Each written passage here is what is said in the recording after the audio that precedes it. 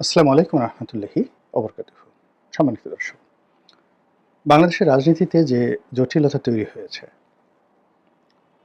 এবং যেভাবে একটার পর একটা সমস্যা দেখা দিচ্ছে এবং একটি সম্ভাবনার সঙ্গে একটি দুর্ঘটনা, একটি রাজনৈতিক দলের সঙ্গে অপর রাজনৈতিক দলের, ব্যক্তির সঙ্গে অপর ব্যক্তির যে সংঘাত এবং সংঘর্ষ অনিবার্য হয়ে পড়েছে, যেভাবে আমাদের সাধারণ মানুষের যে জনজীবন একটার পর একটা অর্শনীয় সংকেত দেখা দিচ্ছে, জনজীবন পরিচালনা করার যে সূচকগুলো রয়েছে, অন্ন, বস্ত্র, বাসস্থান, চিকিৎসা, প্রায় সব ক্ষেত্রেই মানুষ ক্রমশ দারিদ্রতার দিকে এগোচ্ছে।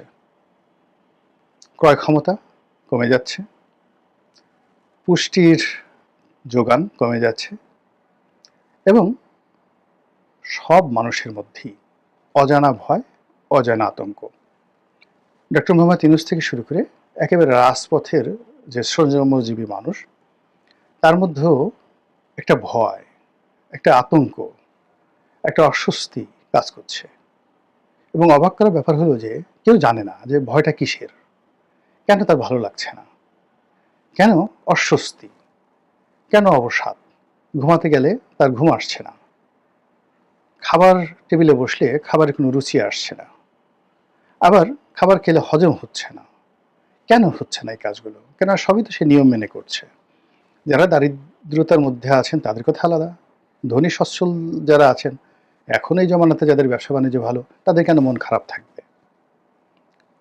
তো এই অবস্থা যে সৃষ্টি হয়েছে, এটার কারণ হলো আমাদের সব কিছুই এলোমেলো হয়ে গেছে। আমরা এখানে বসে বলতে পারছি না যে ১ মাস পরে কী হবে বাংলাদেশে। আমাদের যে সিভিল রাইট রয়েছে, এরপরে আমাদের রাষ্ট্রের কাছে যে পাওনা দেনা রয়েছে, আমরা রাষ্ট্রকে দিচ্ছি, কিন্তু রাষ্ট্রের কাছে যে আমাদের যে প্রাপ্তি, সেই প্রাপ্তির ব্যাপারে 1% কোনো নিশ্চয়তা নেই। কিন্তু রাষ্ট্র গলায় পাড়া দিয়ে আমাদের কাছ থেকে তার যা প্রাপ্য সেটা আদায় করে নিচ্ছে। এরপর যারা এই মুহূর্তে রাষ্ট্র পরিচালনা করছেন, তাদের সঙ্গে আমাদের কোনো সম্পর্ক নেই। তাদের প্রতি আমাদের কোনো সমর্থন, আমাদের ভালো লাগা, আমাদের ভালোবাসা এবং আমাদের যে বন্ধন, যে একটা ভোটের মাধ্যমে যা কিছু হয়, সেই জিনিসগুলো নেই। ফলে যে হতাশা এবং অনিশ্চয়তা, এটা যারা শাসক এবং যারা শাসিত, কিংবা যারা পরিচালক, কিংবা যারা জনগণ, তাদের সকলের মধ্যে একটা অজানা আতঙ্ক, অজানা ভয় এবং পরস্পরকে অবিশ্বাস করার যে পরিস্থিতি, সেটি তৈরি হয়ে গেছে। জনগণ সরকারকে বিশ্বাস করছে না, সরকার জনগণকে বিশ্বাস করছে না, রাজনৈতিক দলগুলো সরকারকে বিশ্বাস করছে না, সরকার রাজনৈতিক দলগুলোকে বিশ্বাস করছে না, রাজনৈতিক দলগুলো জনগণের প্রতি নির্ভর করতে পারছে না, আর জনগণও রাজনৈতিক দলগুলোর প্রতি নির্ভর করতে পারছে না। এটা হলো আজকের দিনের সবচেয়ে নির্মম এবং রূঢ় বাস্তবতা। তো সেই অবস্থাতে বাংলাদেশের সবচেয়ে যে বৃহৎ রাজনৈতিক দল এবং সবচেয়ে জনপ্রিয় দল বিএনপি, আওয়ামী লীগ চলে যাওয়ার পরে সংগতি কারণে বিএনপির জনপ্রিয়তা এবং তাদের যে ব্যাপ্তি, এটা বেড়ে গেছে। তো তারা রাষ্ট্র ক্ষমতায় আসবে, রাষ্ট্র পরিচালনা করবে, দেশ পরিচালনা করবে। এটা তো আমরা সেই 2024 সনের পুরোটা সময় ধরে চোখ বুজে বলে দিয়েছি। কিন্তু 2025 সনের জানুয়ারি থেকে এই সম্ভাবনা ক্রমশ ফিকে হওয়া শুরু করেছে।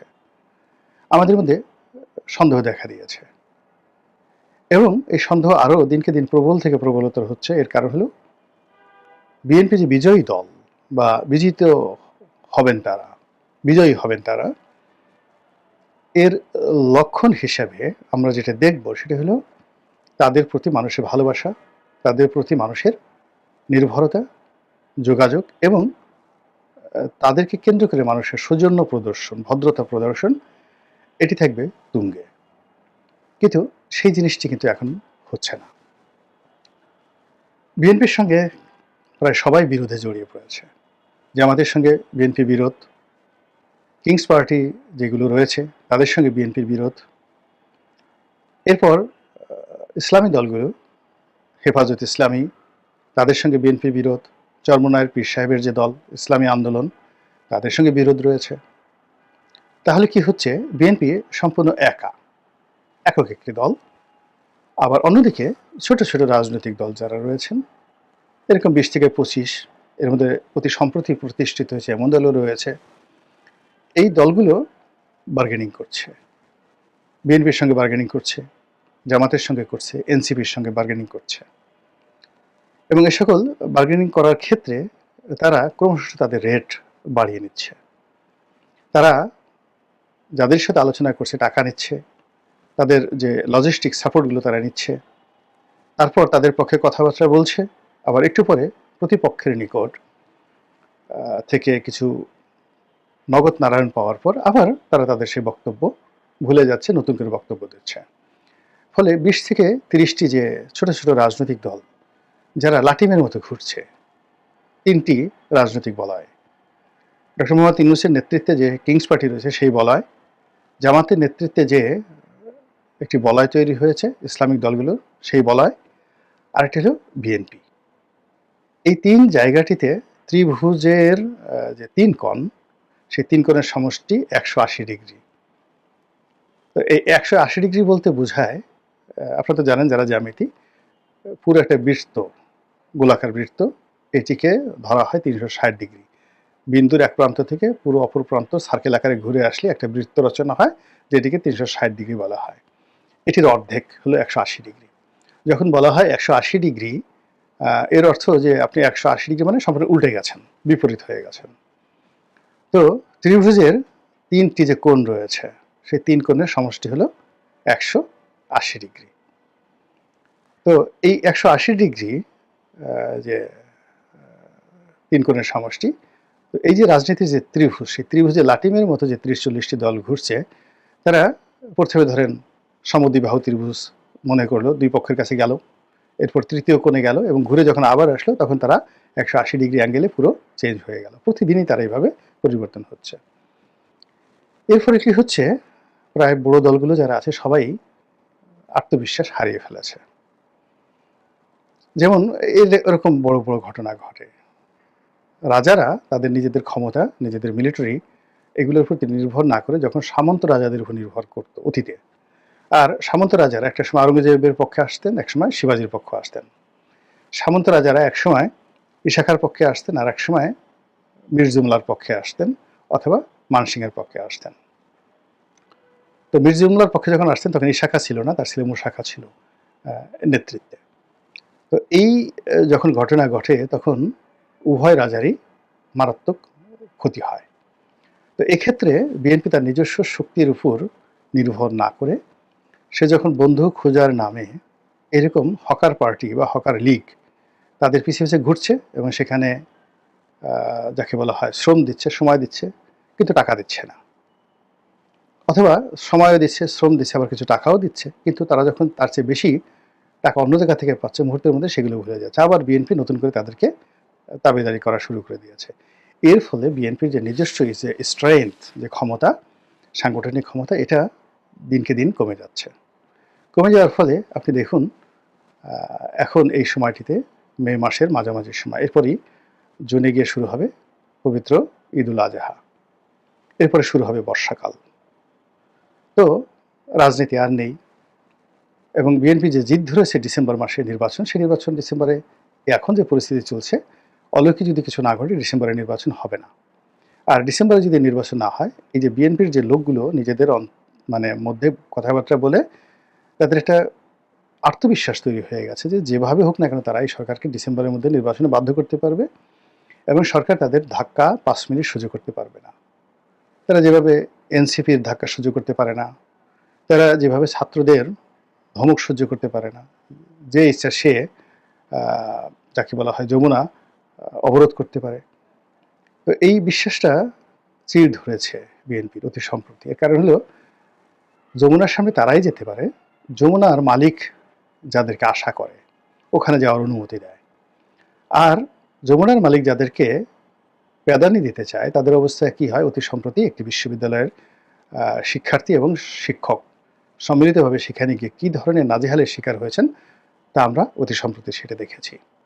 তো কাজেই বিএনপি যদি রাজপথে এই মুহূর্তে নামে নির্বাচনের দাবিতে যদি তারা আন্দোলন শুরু করে, তাহলে শেখ হাসিনার জমানাতে তাদের উপর যে জুলুম এবং অত্যাচার চলেছে তার চেয়ে দ্বিগুণ জুলুম এবং অত্যাচার তাদের উপর শুরু হয়ে যাবে।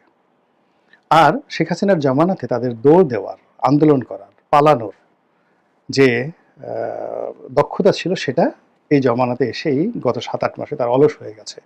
অনেকের শরীরে মেদ জমেছে, অনেকে স্থূল হয়ে গেছেন, অনেকে শরীর ছেড়ে দিয়েছে অনেকের। ফলে তারা পালাতেও পারবে না, ঝুঁকি নিতে পারবেন না। দ্বিতীয়ত হলো দলের মধ্যে যারা ইতিমধ্যে টাকা পয়সার মালিক হয়েছেন, চাঁদাবাজি করেছেন, দুর্নীতি করেছেন, তারা যে কোনো মূল্যে সরকারের সঙ্গে নেগোসিয়েশন করার জন্য, এমনকি এনসিপিতে জয়েন করে তাদের হাতকে শক্তিশালী করার জন্য তারা বিএনপি সর্বনাশ ঘটাবেন। ফলে আপাত যে পরিবেশ এবং পরিস্থিতি তৈরি হয়েছে তাতে করে মনে হচ্ছে যে সময়টা এখন বিএনপির ভালো যাচ্ছে না, এবং এটি সহসা ইউটার্ন করে বা 180 ডিগ্রি অ্যাঙ্গেলে বিএনপির জন্য একটি শুভ পরিণয় বয়ে নিয়ে আসবে, এরকম কোনো লক্ষণ কিন্তু দেখা যাচ্ছে না। অন্যদিকে বিএনপি যারা প্রতিপক্ষ তারা যদি বিজয়ী হয়, সেটা সরকার হোক বা জামাতই হোক, তো সেক্ষেত্রে বিএনপির উপর যে দুর্ভোগ এবং দুর্দশা, সেই দুর্দশা অতীতের যে কোনো সময়ের চেয়ে বেশি হবে এবং বিএনপির কষ্ট বাড়বে। কাজেই বিএনপির হাতে কিন্তু সময় খুব অল্প, ভীষণ রকম অল্প ইউটার্ন নেওয়ার এবং সকল কিছু তাদের নিয়ন্ত্রণে নিয়ে আসার।